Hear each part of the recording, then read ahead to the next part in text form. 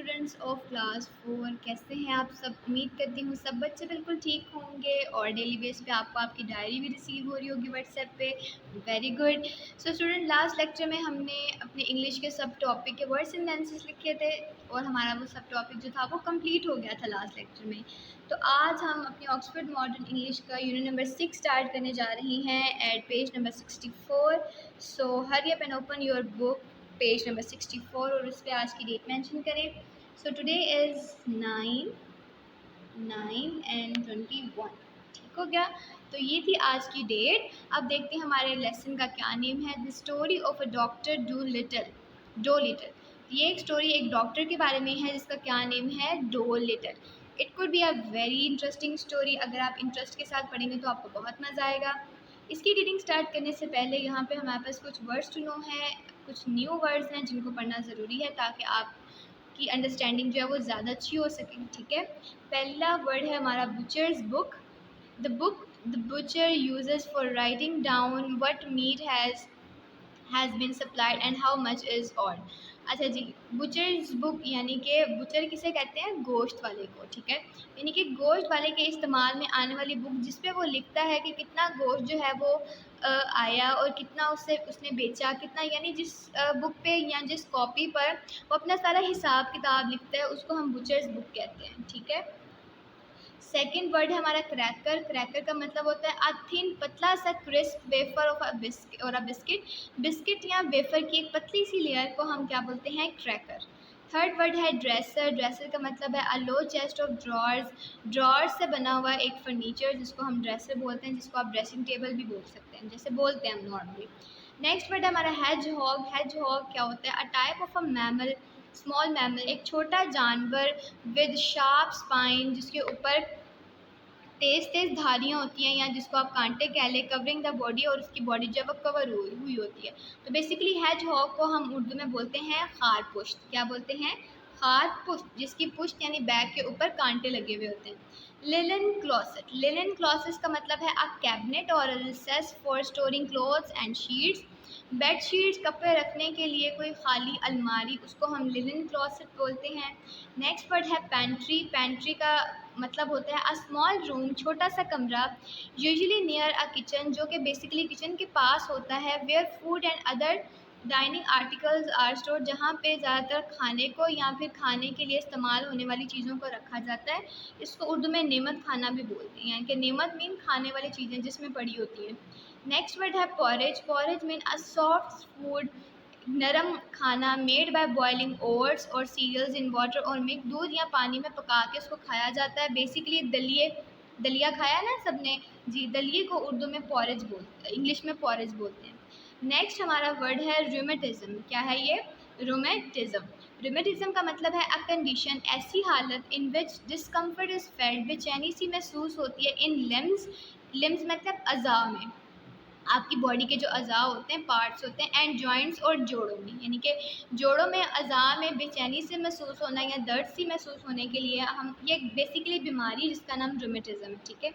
Next word है ridiculous. Ridiculous का मतलब होता है सिली, बेवकूफ़, deserving to be made fun of, या वो जो मजाक उड़वाने का हकदार हो। ठीक है, यानी फजूल बेवकूफ़ से इंसान को रिडिकुलस बोलते हैं। लास्ट वर्ड है weeping willow. Weeping willow means a type of a tree, एक ट्री की दरख्त की किस्म है, विद लॉन्ग ब्रांचेस, जिसकी लंबी लंबी शाखें होती हैं, एंड लीव्स और पत्ते होते हैं, that tree down the ground, जो कि ज़मीन तक लग रहे होते हैं, यानी कि ये कह लें बूढ़ा दरख्त होता है, या जिसकी बहुत ज़्यादा एज होती है। आपने देखा होगा उसकी शाखें ज़मीन तक लग रही होती हैं, उसकी झाड़ियाँ से निकली होती है ब्राउन कलर की, जो ज़मीन तक लग रही होती हैं। ठीक है, तो उसके लिए हम वीपिंग विलो का वर्ड यूज़ करते हैं। Got it. वर्ड सुनो की रीडिंग कर ली। अब हम लेसन अपना रीड करना स्टार्ट करते हैं। वंस अपॉन अ टाइम, एक दफ़ा का जिक्र है, मैनी ईयर्स अगो, बहुत साल पहले, when our grandfathers were little, जब हमारे दादा जो थे वो वर लिटिल चिल्ड्रन, छोटे बच्चे थे, देयर वाज अ डॉक्टर, यहाँ वहाँ पर एक डॉक्टर रहता था, एंड हिज नेम वाज डॉ लिटिल, और उसका नाम था डॉ लिटिल, और पूरा नेम था जॉन डॉ लिटिल MD। ये उसका पूरा नाम था जॉन डॉ लिटिल MD। MD का क्या मतलब होता है, MD means that he was a proper doctor. MD का मतलब है कि वो एक मुकम्मल डॉक्टर था, and knew a whole a lot, और उसको सब कुछ पता था, यानी सब बीमारियों के बारे में और उनको इलाज कैसे करना है वो सब जानता था। He lived in a little town called Puddleby on the Marsh, और वो एक छोटे से कस्बे में रहता था जिसका नाम था Puddleby on the Marsh. All the folks young old knew him well by sight, सब लोग, फोक का मतलब होता है सब लोग, सब लोग चाहे वो बूढ़े थे जवान थे सब उसको अच्छी तरह जानते थे। The dogs and childrens would all run up, dog बच्चे सारे उसके पीछे भागते थे, एंड फॉलोड बिहाइंड हिम, और उसके पीछे आते थे। एंड इवन द क्रोज, यहाँ तक के जो कौवे थे, that lived in the church tower, जो कि चर्च के टावर के ऊपर, मीनार के ऊपर रहते थे, वुड कॉ बोलते थे, and node his their head, और अपना सर हिलाते थे।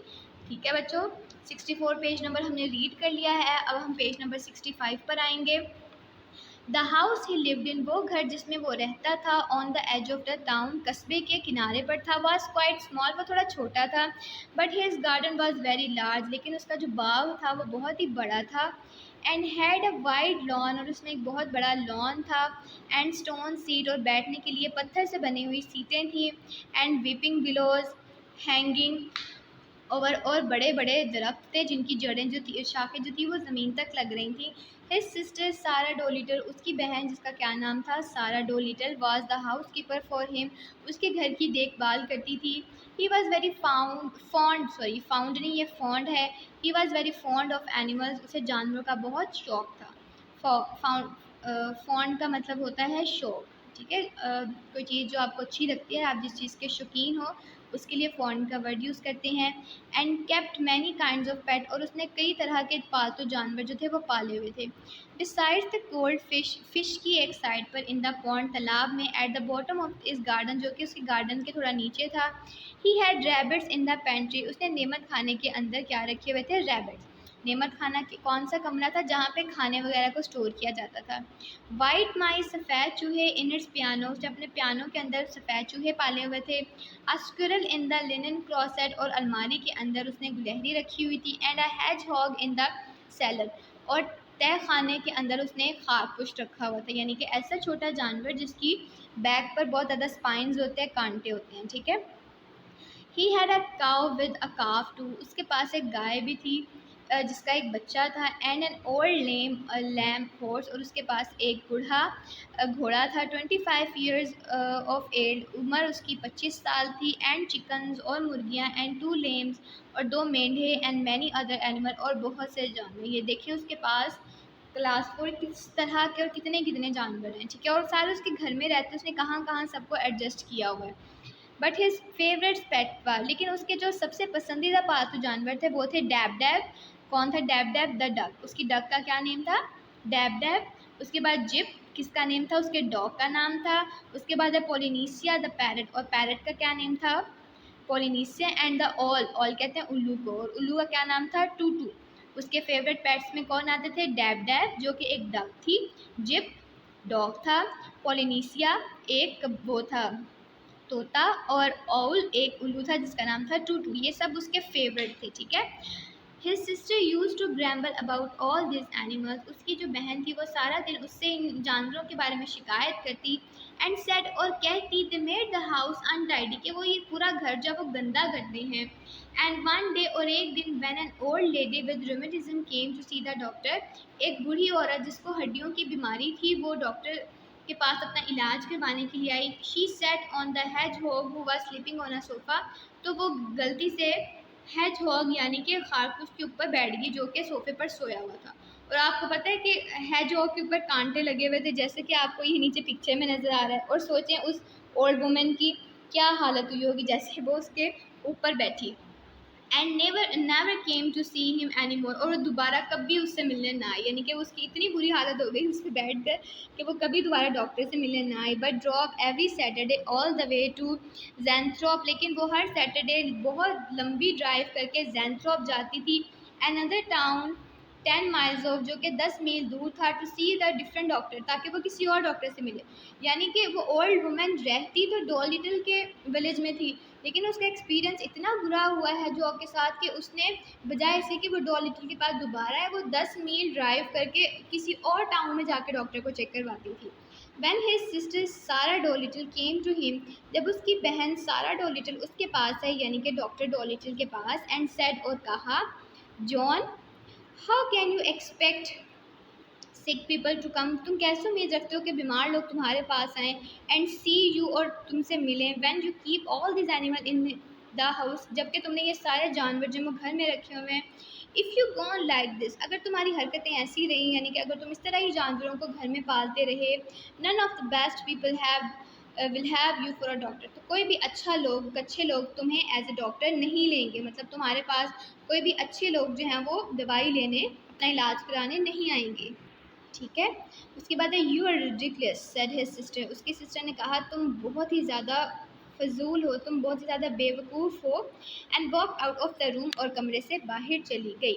सो एज टाइम वेंट ऑन, और जैसे ही वक्त गुजरता गया, the doctor got more and more animals, डॉक्टर ने और ज़्यादा जानवर जो थे वो अपने पास ले आया, and the people who came to see him got less and less, और जो लोग उससे अपने इलाज कराने आते थे वो कम होते गए, मतलब जानवरों की तादाद ज़्यादा होती गई और पेशेंट्स की तादाद कम होती गई, टिल एट लास्ट, और आखिरकार he had no one left, और उसके पास कोई भी पेशेंट ना बचा, except the cat's meat man, जबकि सिर्फ और सिर्फ बिल्ली को गोश्त देने वाला आदमी था, वो वही आता था उसे अपना इलाज करवाने, who didn't mind any kind of animal, क्योंकि उसे कोई भी जानवर से किसी भी तरह का कोई मसला नहीं था।